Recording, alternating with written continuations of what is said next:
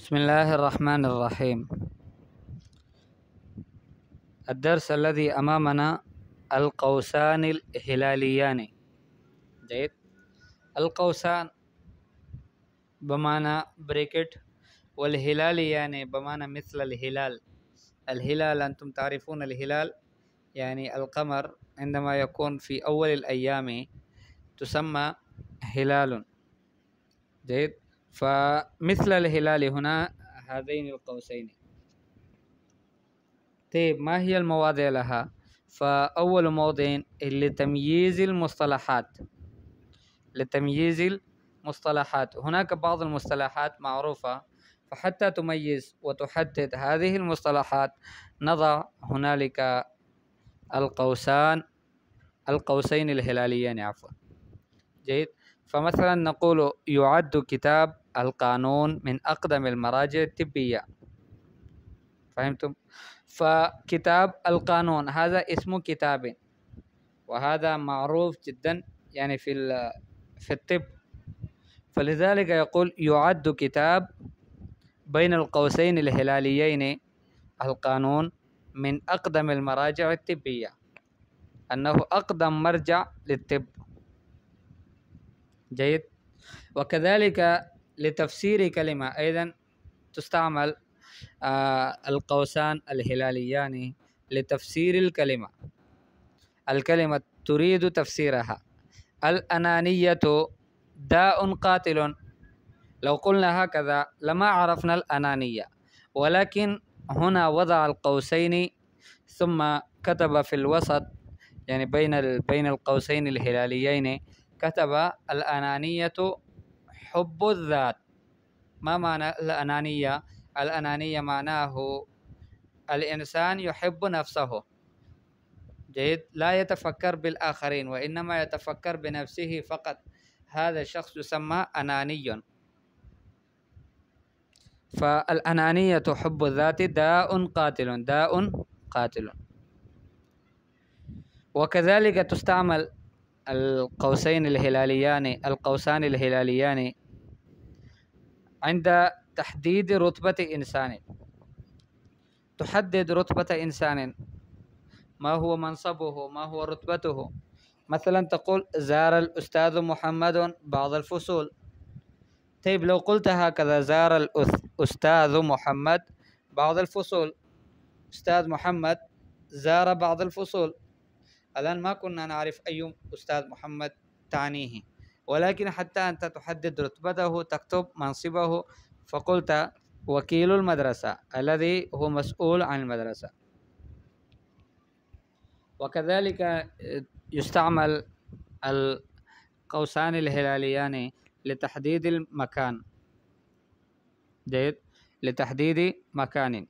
مثلا تقول في طرابلس لبنان آثار يونانية.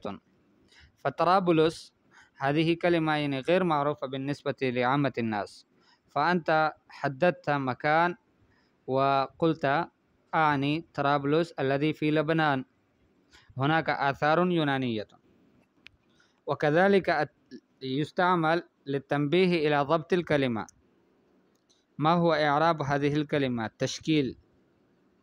جيد. مثلا تقول تقع عمان بضم العين. جيد. هنا كتبت بين القوسين الهلاليين بضم العين عمان. أي عمان؟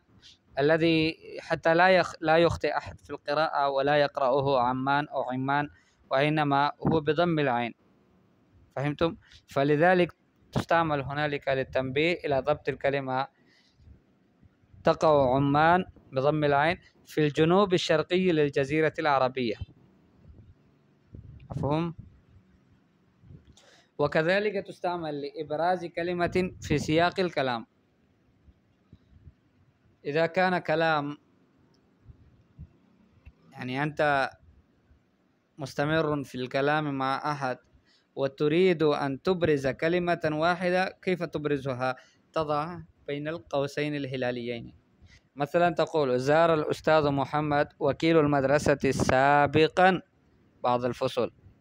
فوكيل المدرسة كان، ولكن كان سابقا ليس الآن، فحتى تبرز هذه الكلمة، حتى تظهر هذه الكلمة، هناك وضعت بين القوسين الهلاليين هذه كلمة سابقا. جيد. وكذلك لحصر الكلمة الواردة على الحكاية، بعض الكلمات واردة على الحكاية، يعني لا تصح في تركيب الجملة، وإنما تصح يعني على الحكاية. مثلا تقول قرأت سورة المؤمنون. جيد. قرأت سورة المؤمنون، عفوا سورة المؤمنون. الآن سورة المؤمنون هو في الحقيقة كان المفروض أن يكون سورة المؤمنين. جيد. مضاف ومضاف إليه، ولكن الكلام ليس هنا بالإضافة وإنما على سبيل الحكاية. جيد. المؤمنون، السورة التي اسمها المؤمنون، فقرأت سورة المؤمنون، السورة التي اسمها المؤمنون، ليس سورة المؤمنين. جيد. وبعد ذلك القوسان المربعان، هذه تستعمل لحصر النقاط الثلاث الدالة على الحذف من الكلام المقتبس. أنت اقتبست الكلام من مكان، يعني أخذت كلام غيرك ووضعته في النص الذي أنت كاتبه، ولكنك حذفت بعض الكلمات فيه، يمكن جملة، جملتين، 3 جمل أنت حذفتها. فالآن ماذا تفعل؟ هناك تضع هذين القوسين المربعين، وتضع في الوسط 3 نقاط، وهذه 3 نقاط تدل على الحذف من الكلام.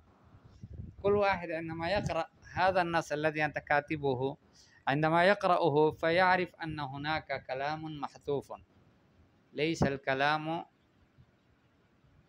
بتمامه، وإنما حذف هنا بعض الجمل أو بعض الكلمات. مثلا تقول المعاني مطروحة في الطريق،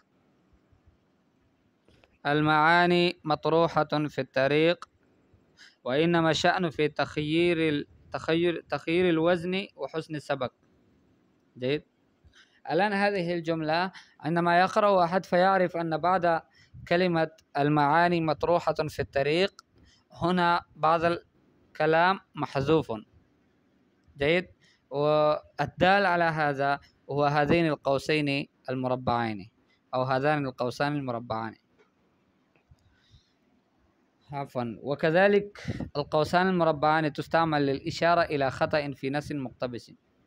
النص المقتبس في نص مقتبس، النص الذي اقتبسته أخذته من مكان آخر، إذا كان فيه خطأ وتشير إلى ذلك الخطأ، كيف تشير؟ بهذه الطريقة. مثلا وهذا المال مال زكاته. جيد. وهذا المال مال زكاته، هنا لا تصح العبارة إذا قلنا وهذا المال مالا زكاته. جيد.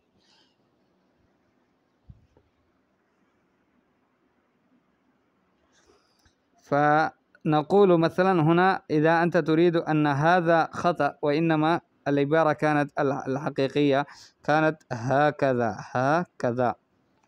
جيد. فهكذا هذا يعني كأنك أشرت إلى الخطأ في نص مقتبس. الفراغ أول الفقرة، في بداية الفقرة يعني نحن نترك فراغ قليلا. جيد. يعني بقدر كلمة أو كلمتين. جيد. هذا القدر القليل نضع مكان فارغ في بداية الفقرة، في أول الفقرة. لماذا؟ لتحديد بداية كل فقرة، حتى يعرف أن من هنا بدأت فقرة جديدة. مثلا الشرق الأوسط ليس تعبيرا عربيا، من هنا تبدأ الفقرة، ولكن قبل الفقرة هناك بعض المكان نتركه فارغا. جيد. فهذا هو درسنا اليوم، والحمد لله تعالى. لا بقي، عفوا. فيقول الشرق الأوسط ليس تعبيرا عربيا ولا أطلقه العرب على هذه المنطقة. مفهوم؟ فكأن هذه الآن فقرة، وقبل هذه الفقرة هناك نضع يعني نترك بعض المكان فارغا. النقاط نهاية الجملة، عندما تنتهي الجملة هناك توضع بعض النقاط، وهذه النقاط ما فائدتها؟ فتأتي بمعنى إلى آخره. مفهوم؟ مثلا أحد يقول يوجد مؤسسات تسعى إلى الحفاظ على التراث الإسلامي في كل مدن المغرب الرئيسية. جيد. طيب ما هي مدن المغرب الرئيسية؟ فيقول الجزائر، تونس، والرباط، وما عدا ذلك إلى آخره. مفهوم؟ فهناك توضع يعني نقاط في نهاية الجملة.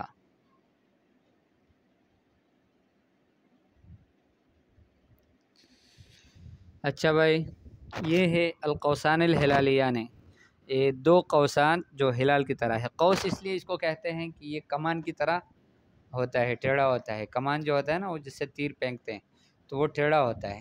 اور ہلالین بھی اس لیے کہتے ہیں اس کو اس جگہ پر خاص طور سے کہ بالکل باریک، جیسے چاند شروع میں نظر آ جاتا ہے تو اس وقت کتنا باریک ہوتا ہے، اس طرح سے یہ دونوں قوسین بنائے گئے ہیں۔ تو یہ استعمال ہوتے ہیں مصطلحات کی تمیز کے لیے۔ جیسے کوئی کہے کہ کتاب جو قانون نام کی کتاب ہے وہ طب کے مراجع میں سے سب سے قدیم ترین چیز ہے، سب سے قدیم ترین کتاب مانی جاتی ہے۔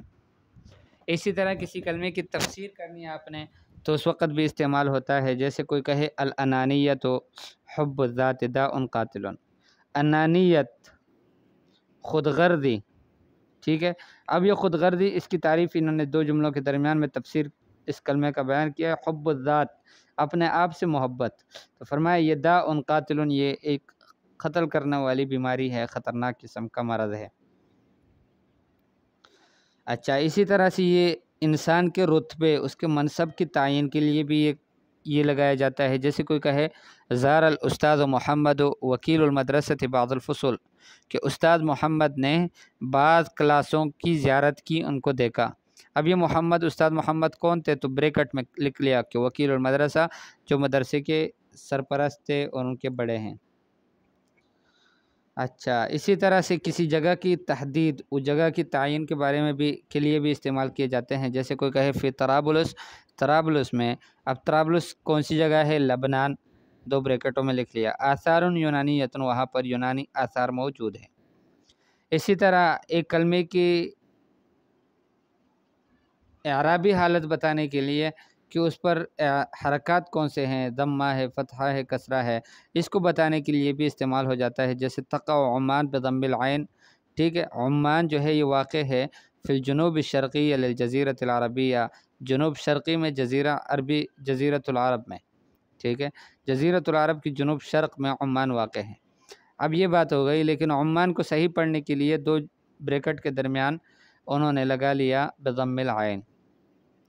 اسی طرح ایک کلمہ ہے کہ جو کلام کے بیچ میں آتا ہے اور اس کلمے کو آپ ظاہر کرنا چاہتے ہیں، ہائی لائٹ کرنا چاہتے ہیں، اس کے لیے بھی استعمال ہوتا ہے۔ جیسے زار الاستاذ محمد وکیل المدرسۃ سابقا، کوئی غلطی سے یوں نہ سمجھے کہ ابھی بھی وکیل ہے مدرسے کے، آپ نے لکھ لیا سابقا کہ گزشتہ ہے، بعض الفصول، اس نے بعض کلاسوں کی زیارت کی۔